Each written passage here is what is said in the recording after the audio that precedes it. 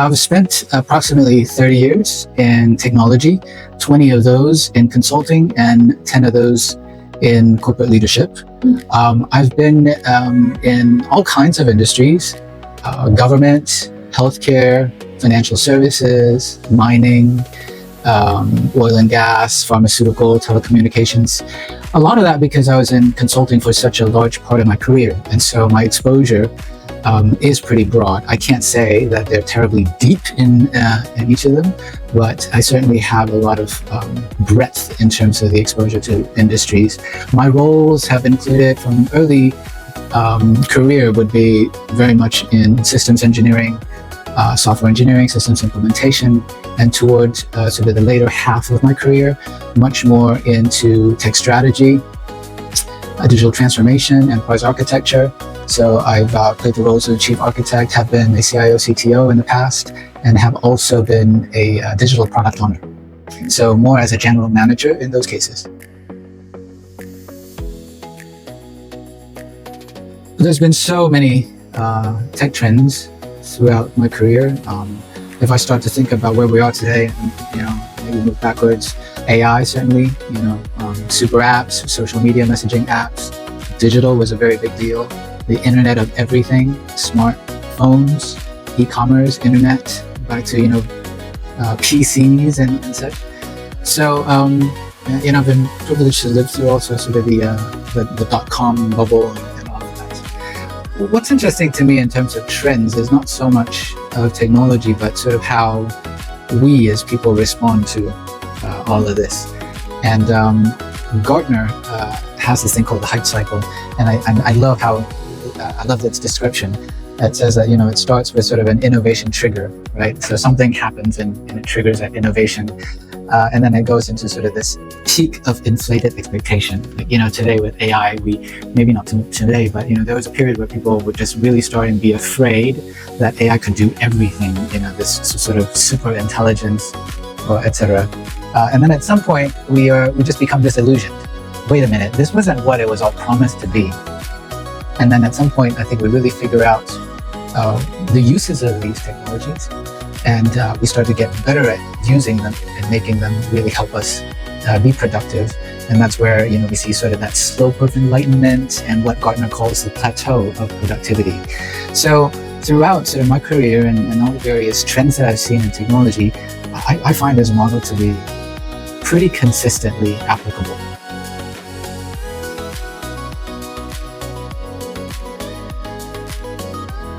Gen AI, as you know today,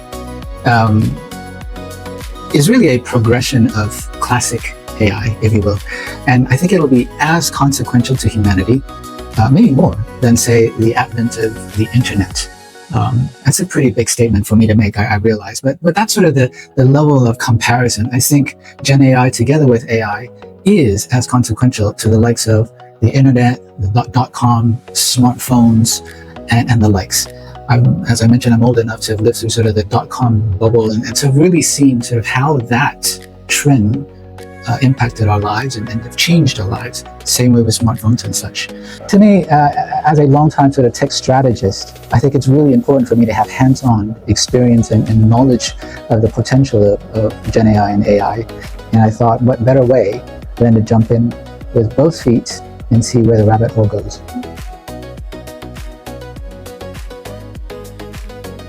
Yeah, I think the light bulb moment for me was realizing that founders and angel investors have much more of a friend relationship than food relationship, in reference to the fish and friends in Finding Nemo.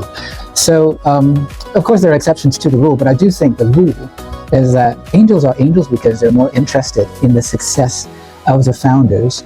I think more so than sort of late stage investors. As early stage investors and angels, I think there's that level of synergy is something that I think very much worth founders partnering with at the very beginning, because really it is, I think, the hearts of angels to support founders in their journey.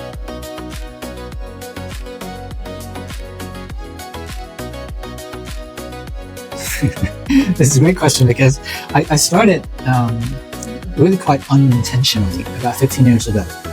And my first foray into angel investing was tagging along a bunch of people who are very wealthy and who's got money to put into new businesses and such. And it was literally just piggybacking on them, not knowing anything about what I'm doing. And from that experience, I learned to hard in a very expensive way that's not the way to do angel investing.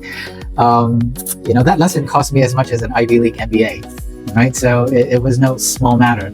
And so after that experience, I really sort of just stopped and thought, this is just not for me. This time around, it was very much motivated by my own startup journey. And I felt that I really needed to understand the perspective of an investor as I embarked on my journey as a startup founder. And so I really wanted to understand in much greater detail and discipline what a good angel investor does, which is the whole reason why I'm here at AngelCentral.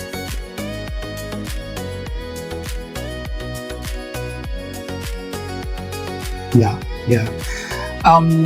Great question. When I started this journey, I think I just really thought it was about getting in early on a great business idea in order to realize the 10x, 100x, the massive growth and the massive returns. And just to think, that must be how the rich people do it, right? I mean, as they say, rich people make money with money. And so I thought, hey, this must be the thing to do as an angel investor. And that's how, all these people made it big. This time around, though, it is really solidified in my beliefs that ideas are a dime a dozen. They're just really, you don't invest in an idea. Just everybody's got a great idea. And you need a lot more than a great idea to create a successful business. In fact, I still believe that a really successful startup requires a healthy dose of luck as much as it does really good skill and experience and anything else. Now, of course, some people would describe luck as less of luck, but really something that you create for yourself. However you want to describe it, I do think that it goes beyond, as I mentioned, just simply about skill and experience. To me, then, it is therefore experience to consider being an angel investor as a broader context of being an investor. So it's not just about being a good angel investor. I think it's about being a good investor, of which being a good angel investor is just a part of it. So I like to think of it a little bit broader and bigger these days. And this is something too that I think is echoed by, the principles of AngelCentral, where they often remind us that, look, it's a small part of your portfolio. Just by virtue of what it is, it's not going to be a big part, and it maybe shouldn't be a big part of your portfolio.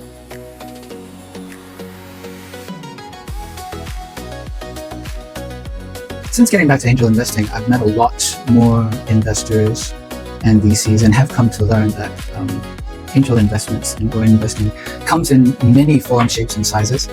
Some people put in 10K, some people put in 100K. Some people invest for 10x return, some people invest for 100x return. Some people invest for a 10-year horizon. Some people invest for a 10-month horizon.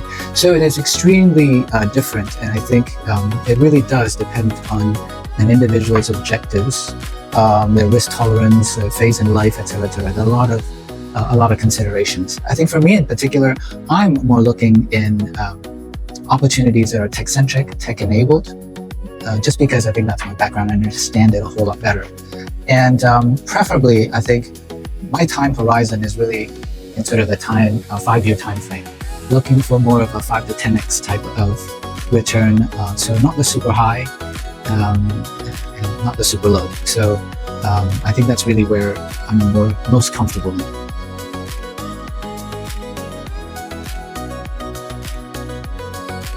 Given how consequential I think AI is, I say it's impossible to escape that. I think it's not an area that we should discount. So yes, for sure, AI. But I think it's also critically important to appreciate that AI involves many different elements. At the risk of being overly simplistic, we could think of AI in 2 dimensions, of software and hardware. Right? On the software side, there are the applications that users interact with. There's the actual model itself. There are a host of supporting services and interfaces that make it all work. and then there's the underlying data. So there are a lot of this, right? So even when we talk about investing in AI, which part of this? And that's just the software part. How about the hardware parts? We're talking about the chips, the memory, the storage, the power, the communications, all those things that go into a data center. There really is a lot. So it's not just AI as one thing, but really what parts of the ecosystem of AI am I really looking to invest in? I think that level of clarity is really important for anybody who's going into AI investment.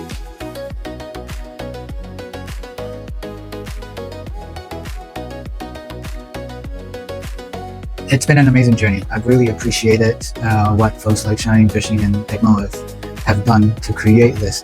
I think for me, the diversity among the team in terms of their experience, their backgrounds, and the cumulative experience of the team and what they bring to the table, that's absolutely invaluable. Right? To be able to lean on their expertise, their experience, being very successful and knowledgeable investors and leaders themselves. I think that lends a lot of credibility, I think, to investment decisions that we make together. Yes, as I mentioned, I think my interest in the areas of AI, and specifically too of AI and security, these are areas that are of particular interest to me that I've also invested in.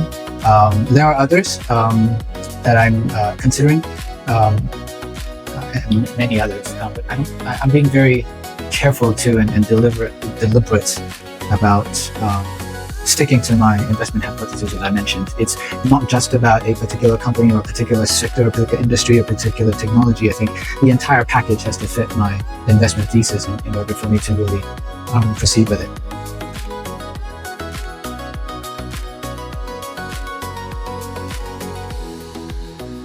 I think understanding the industry makes one a better investor in that industry. Do I need to know everything? You don't need to, per se.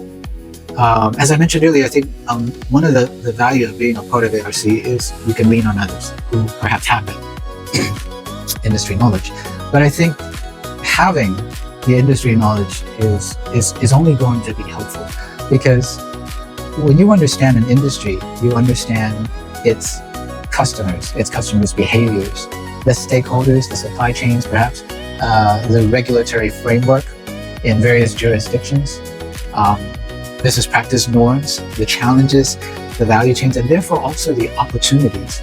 And so, to me, having that appreciation for the industry will help us be better investors than if we just sort of walk into this thing without any of that. And one of the things that I think has been helpful in the ARC process is that it also encourages us to do a bit more research into the industries that the startups will own, and therefore be better informed when we evaluate these startups. And also, during our deliberation sessions, we do challenge each other, right? To make sure that, these are indeed companies worth our members considering and evaluating whether or not they want to deploy their capital to invest. To me, I think seeing all the latest and greatest, most innovative ideas, products, services, business models, in a way, it's almost like looking into a crystal ball and seeing what the future might bring. I think that's amazing. Specifically with AngelCentral too, I really appreciate the knowledge sharing that's provided by our principals, Shining Fishing, Techmo, and them living out that passion of really wanting to help founders and other angel investors. The amount of time and effort that they put into sharing their knowledge, right? That goes well beyond just evaluating startups and those opportunities, but into things like deal structuring, governance, helping us look out for red flags and potential pitfalls, pragmatism, setting realistic expectations. I think these are all incredibly invaluable to angel investors, and I really appreciate what they're bringing to this entire community.